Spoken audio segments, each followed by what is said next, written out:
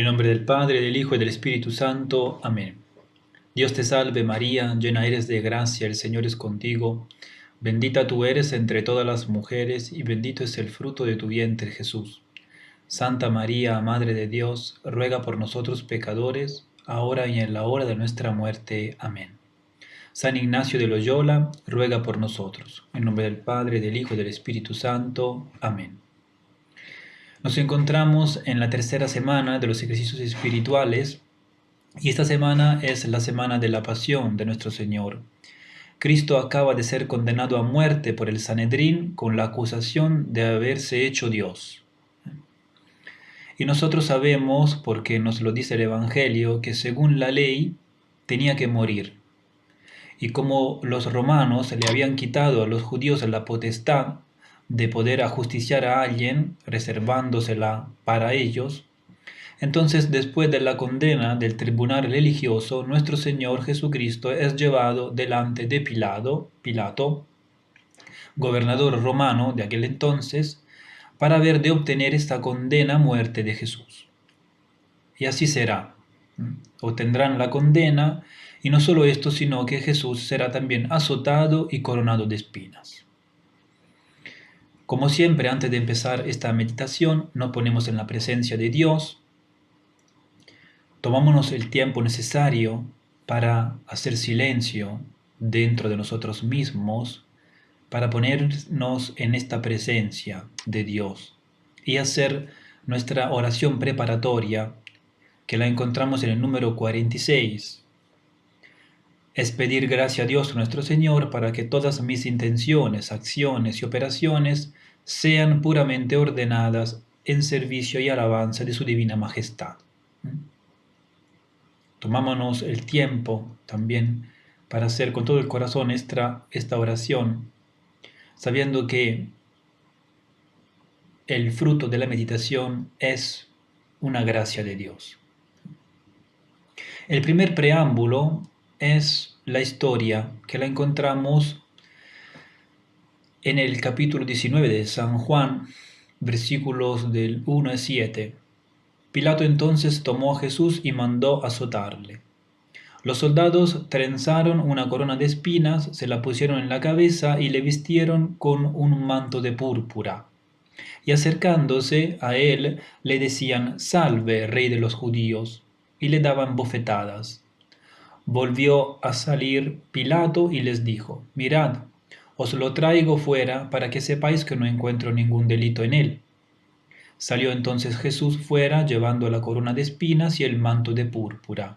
Díceles Pilato: «Aquí tenéis al hombre, ecce homo», ¿no? Cuando lo vieron, los sumos sacerdotes y los guardias gritaron: «Crucifícalo, crucifícalo». Les dice Pilato: «Tomadlo vosotros y crucificadle, porque yo ningún delito encuentro en él». Los judíos le replicaron: «Nosotros tenemos una ley, y según esa ley debe morir, porque se tiene por hijo de Dios». Hasta aquí la historia.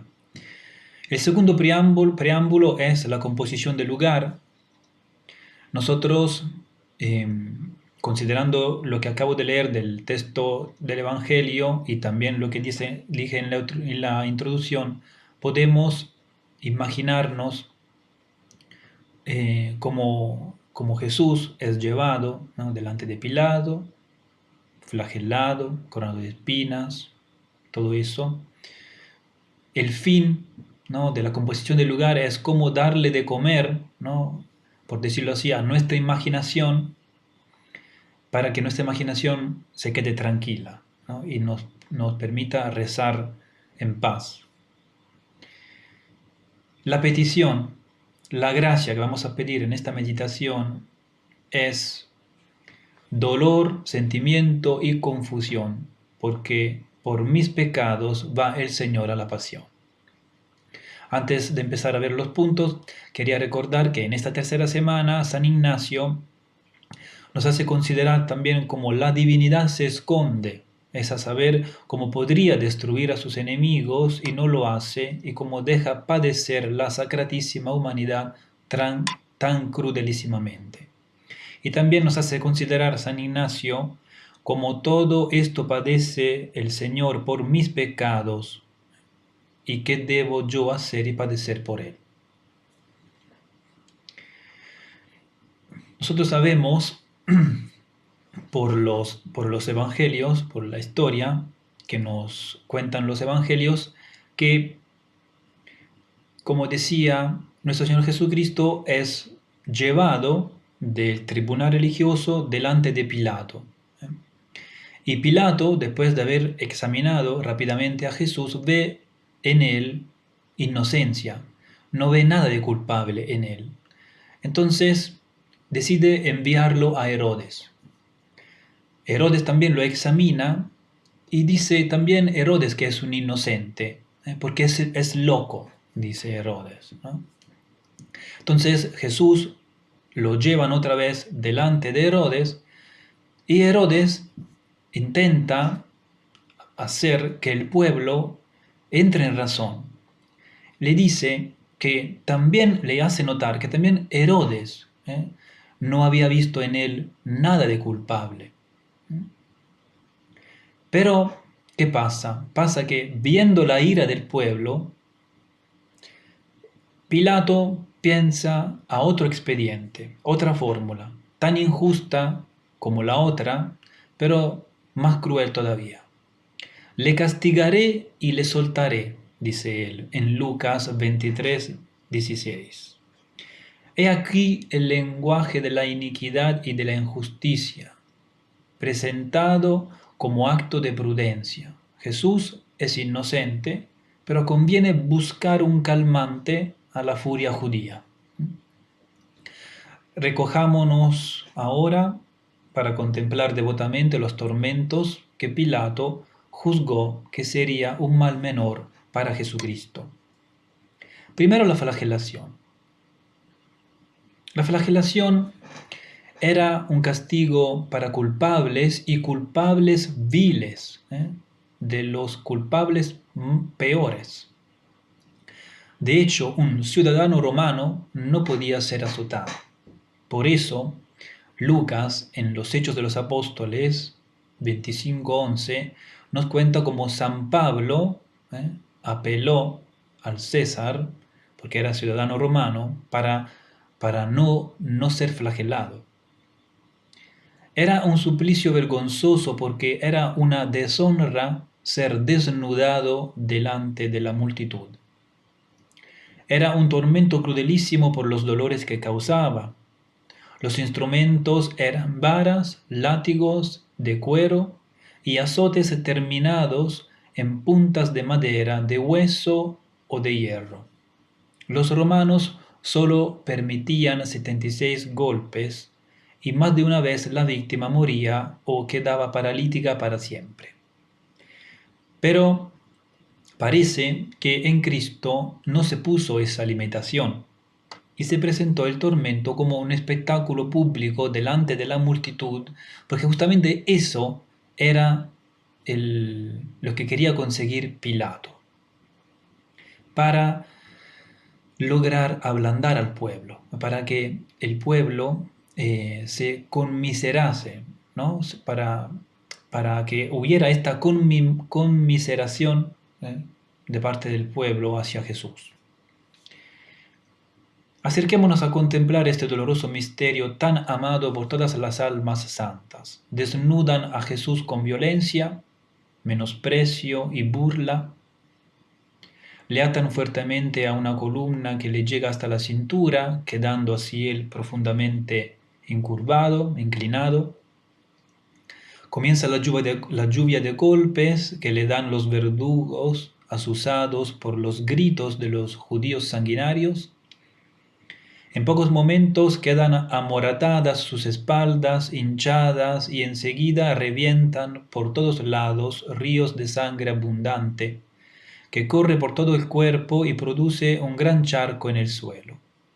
Entonces los azotes caen sobre carne viva y la destrozan, y llegan hasta los huesos. Los dolores son imponderables. Jesús gime tenuamente. Su alma se levanta hasta el Padre Celestial, ofreciéndole aquel cruento sacrificio, Por su corazón pasan todos los pecadores, todos los santos. A todos ama. Por eso ruega. Allí estamos también nosotros, cada uno de nosotros, con todos nuestros pecados que piden tal expiación. Cuando Jesús más parece ya una víctima consumada que un hombre castigado, lo desatan, cae desmayado y desconyuntado en el charco de su sangre.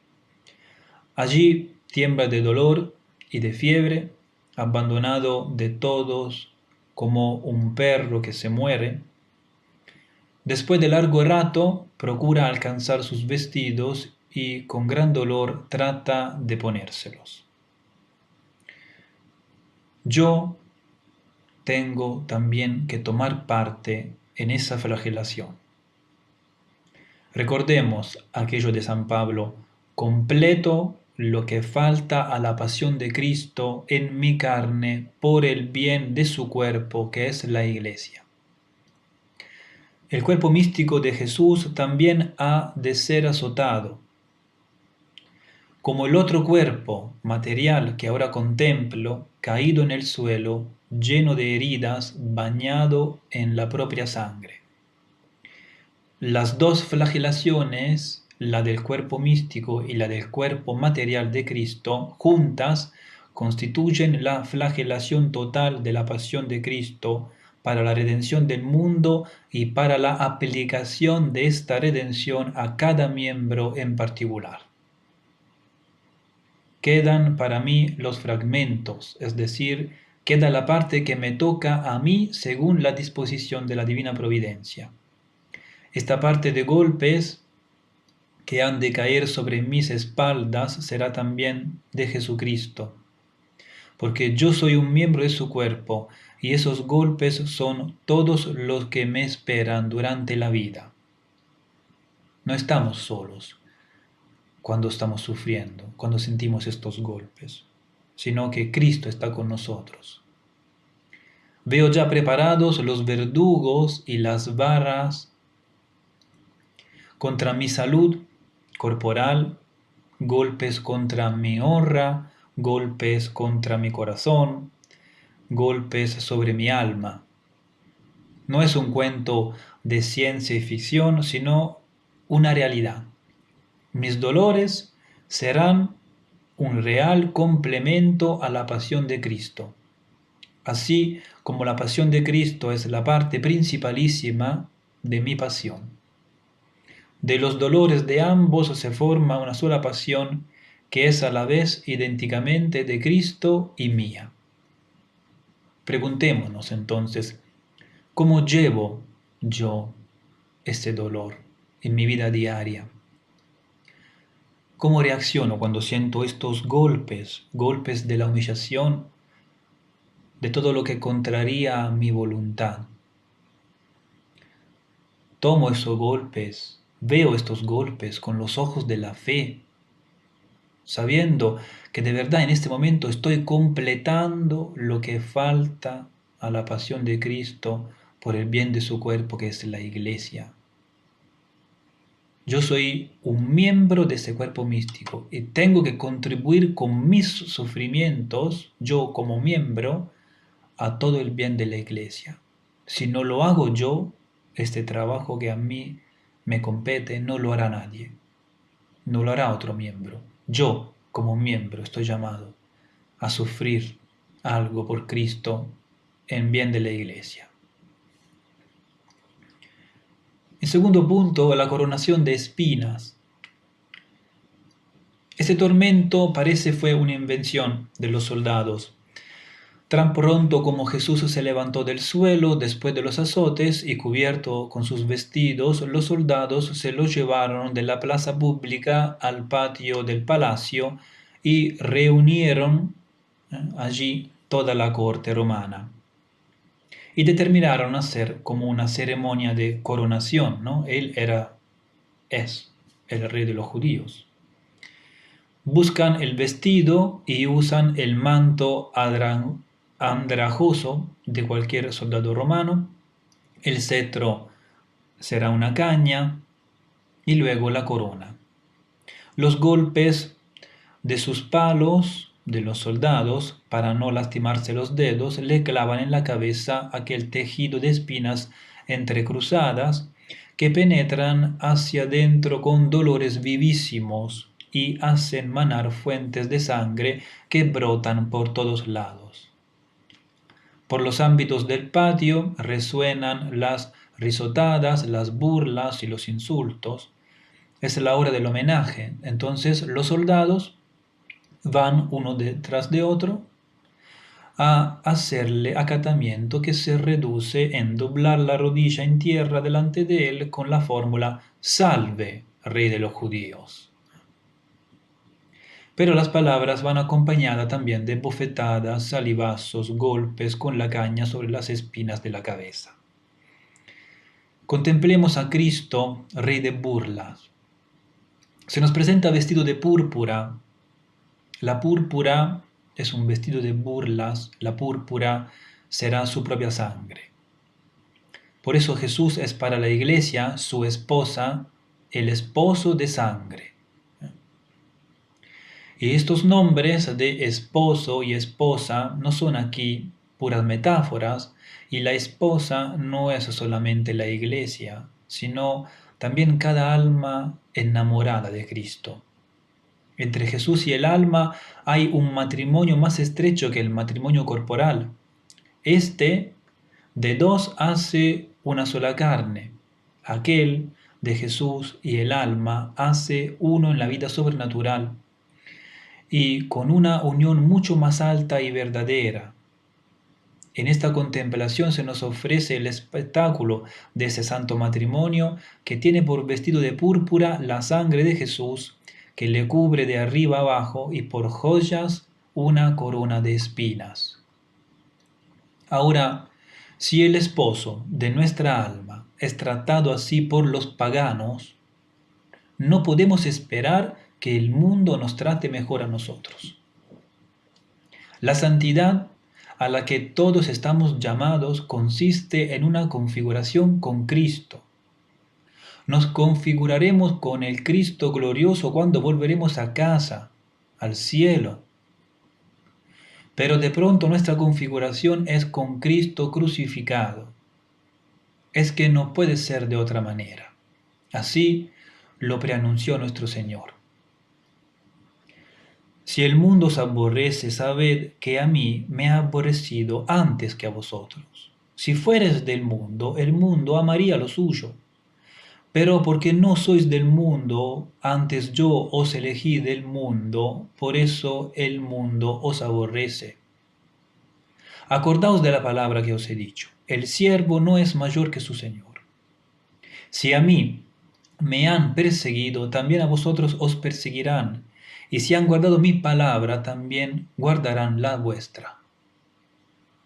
Por eso, que en lugar de entristecernos cuando el mundo nos ataca, y cuando digo mundo me refiero también a los católicos practicantes que en realidad pero son mundanos, porque al final no viven según los principios del Evangelio, no viven eso. Alegrémonos, porque se está cumpliendo la palabra de Cristo, el plan de Dios en nuestras almas, en nuestras vidas, y yo me estoy configurando con Cristo crucificado, y esto significa santidad, redención, vida eterna. Lo dice Jesús también, ¿no? En las bienaventuranzas.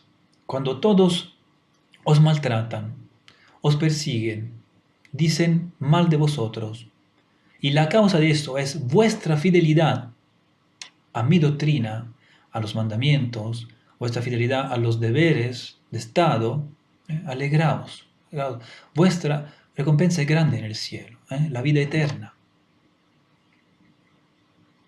Entonces, no tenemos que asombrarnos si el mundo nos odia, porque ya Cristo lo dijo, y alegrarnos si justamente nos odia por esta fidelidad nuestra. Entristecernos o llegar también a tener miedo si nos faltan estas persecuciones, llamámoslas así, porque eso significa que entonces somos del mundo y no de Cristo. El tercer punto, ecce homo. El misterio del ecce homo, aunque materialmente lo ejecutó Pilato, parece dictado por el Eterno Padre para presentar a Jesús con todas las características del Redentor, no solo a la multitud reunida delante del pretorio de Jerusalén, sino también a los hombres de todas las edades. Es evidente que las palabras de presentación ecce homo toman entonces un sentido de una trascendencia que va mucho más allá de la simple intención con que las pronunció Pilato. Pilato quiso ver con sus propios ojos cómo le había dejado el castigo de los azotes a Jesús, a quien le había condenado. No por ser culpable, sino como por un estratagema para librarle de la muerte. Y quedó espantado al ver cómo los ejecutores de su sentencia habían abusado de todas las leyes hasta ponerle en trance de muerte. Se impresionó Pilato sensiblemente, viendo casi un cadáver más que un hombre vivo, un ser destrozado más que una persona. Y aquí nos vienen a la mente las palabras de Isaías, ¿no? Al capítulo 53. No tenía apariencia ni presencia. Le vimos y no tenía aspecto que pudiésemos estimar.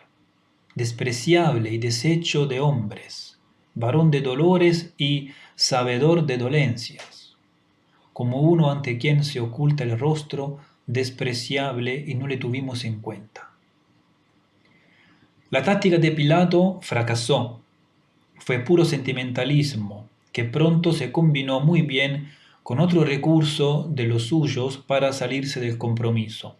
Reflexionó así: si presento a este hombre al público por la lástima que da, arrancaré un movimiento de compasión.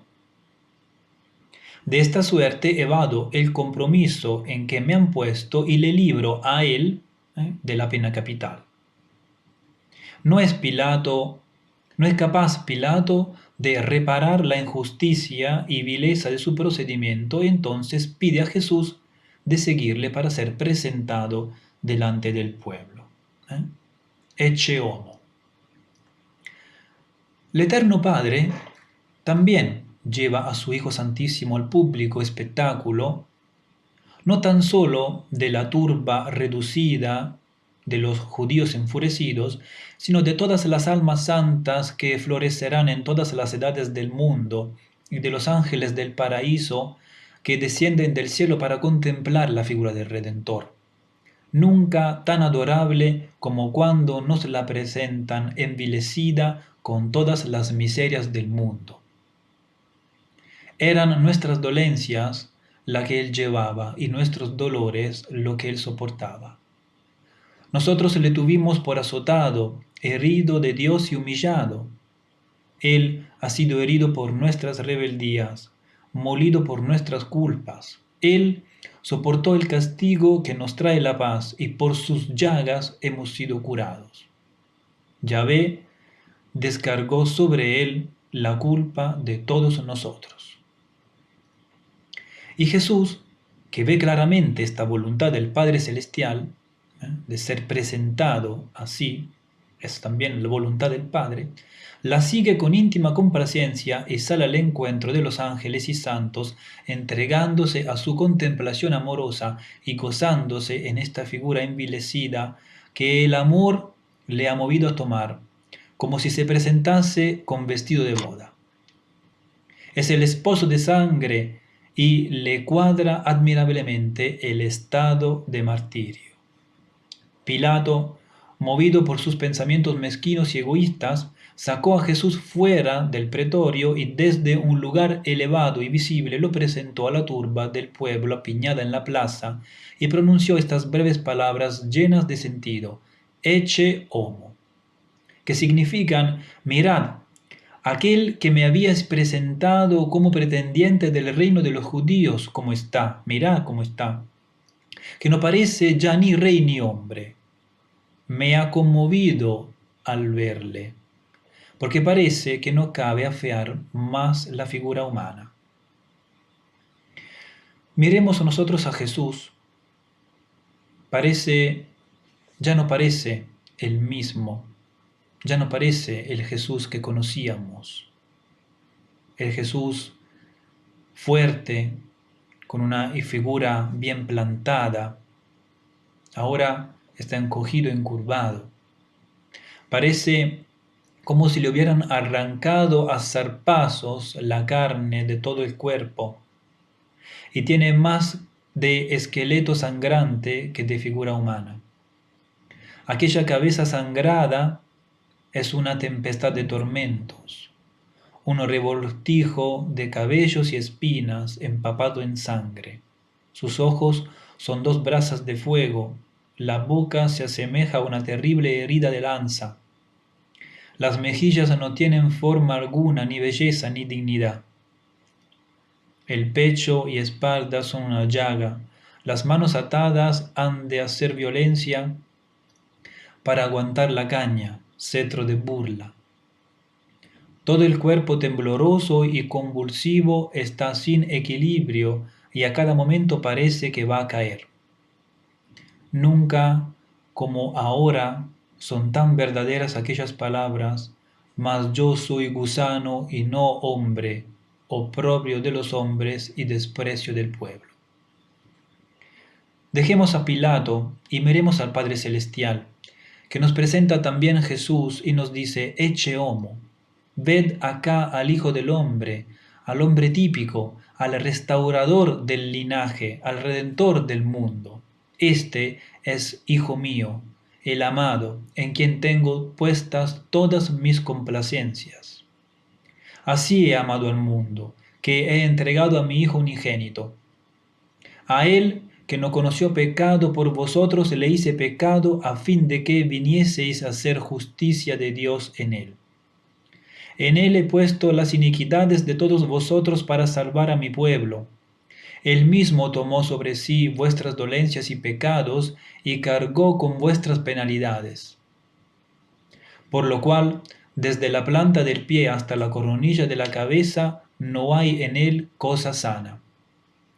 Fue ofrecido en sacrificio porque él mismo lo quiso, y no abrió su boca para quejarse, conducido será a la muerte sin resistencia suya, como la oveja al matadero.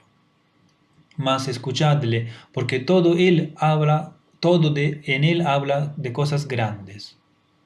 Qué presentación, la del Padre eterno, qué cosas tan elevadas y divinas me enseña este misterio de iniquidad humana que queda esclarecido por un misterio de caridad divina. Ahora es el mismo Cristo quien se nos presenta. Ecce homo, aquí me tienes, soy tu redentor, y por serlo me ves esposo de sangre. Soy el hombre tal cual el pecado lo ha dejado, la imagen del pecado, fealdad, sufrimientos. Soy tu maestro que te enseña la santidad, más aún con la práctica que el de palabra. Soy tu rey, que te ha convidado a venir conmigo a la conquista de todo el mundo y todos los enemigos, y así entrar en la gloria de mi Padre. Ya ves cuán adelantado voy por el camino de la pobreza, de la humillación y del dolor. Acuérdate de que quien quisiere venir conmigo ha de trabajar conmigo, porque siguiéndome en la pena también me siga en la gloria. Pilato me presenta delante de los jueces para ver si les mueve a un sentimiento de compasión puramente material y me libran de la muerte. No es así como me presento a ti y a todos mis amigos, sino como demostración de amor para que veáis hasta qué extremo os he amado. No quiero la libertad sentimental que pretende mi juez, antes bien deseo llegar hasta el fin, porque hasta allá va mi amor por ti. Dolores de amor engendran amor de dolores. Mi amor hacia ti me hace padecer por ti. Procura, pues, que tu amor hacia mí te haga padecer por mí. Así de dos amores formaremos un solo amor, y de los dolores un solo dolor, yo en ti y tú en mí. Hecha la presentación del Ecce Homo, veamos cómo lo recibe el pueblo judío. En lugar del silencio de compasión que esperaba Pilato, comienza un rumor creciente como de tempestad, hasta que estalla el trueno y el relámpago del fuera, fuera, crucifícale. ¿eh? Pensamos también a todas las injurias, maldiciones y blasfemias de que es capaz la boca humana movida por un odio satánico, y tendremos alguna idea de la granizada que cayó sobre el Redentor. Pilato quedó espantado, no esperaba aquella furia infernal, ni quizá creía que una turba humana fuese capaz de tanta crueldad. Todavía no ha vuelto de su espanto, de su incredulidad, cuando resuena otro grito: crucifícale, crucifícale. Es el veredicto de la democracia. Tomadlo vosotros y crucificadle, pues no hallo en él ningún delito. Los acusadores responden que esto no es lo que querían. Perdón, los acusadores justamente responden que es esto lo que querían, pero que justamente los romanos le han prohibido hacer esto. Nosotros tenemos una ley y según la ley debe morir, pues se ha hecho hijo de Dios. Pobre Pilato, da lástima por su miseria. Creyó que iba a jugar con las pasiones populares y se encuentra con fieras devorantes.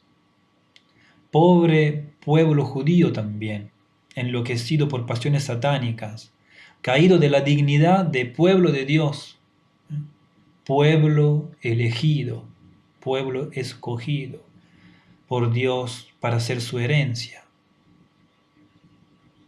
Pueblo mío, ¿qué te he hecho? ¿En qué te he agraviado? Parece que el amor y los beneficios lo hubieran hecho peor a este pueblo. La escena de ahora se perpetúa en el mundo. La escena de aquel entonces se perpetúa en el mundo. El Ecce Homo de Pilato resuena en todos los tiempos y mucho más aún en el Ecce Homo del Padre Eterno y de Cristo. El Redentor azotado, coronado de espinas, vestido de púrpura, que es su sangre, rey de burlas, con los ojos bajos y el corazón encendido de amor, se ofrece continuamente a los hombres. Y los hombres de esta inmensa plaza que es el mundo, contestan siempre el fuera, fuera, crucifícale. Qué misteriosa obstinación la del mundo, y más misteriosa aún es la constancia de Dios en amar y entregarse a los mismos que le rechazan. Ordinariamente, esta recusación es un volver las espaldas al Ecce Homo, y de pronto estallan verdaderamente tempestades de odio y sacrílego, odio positivo y sacrílego contra todo lo que es divino. Terminamos esta meditación con un coloquio con Cristo, abrumado de burlas. Ahí enfrente de Él estamos nosotros. Tal vez queremos seguirlo hasta cierto punto, por ejemplo, practicando actos de caridad, de devoción, pero siempre queremos correr la hora de la cruz. Y si nos hemos ofrecido a sufrir algo por Él, es solo por cortesía o de palabra, como procede la gente del mundo. Queremos servir a Dios sin pasar por la burla que venga derecho a nuestras afecciones desordenadas.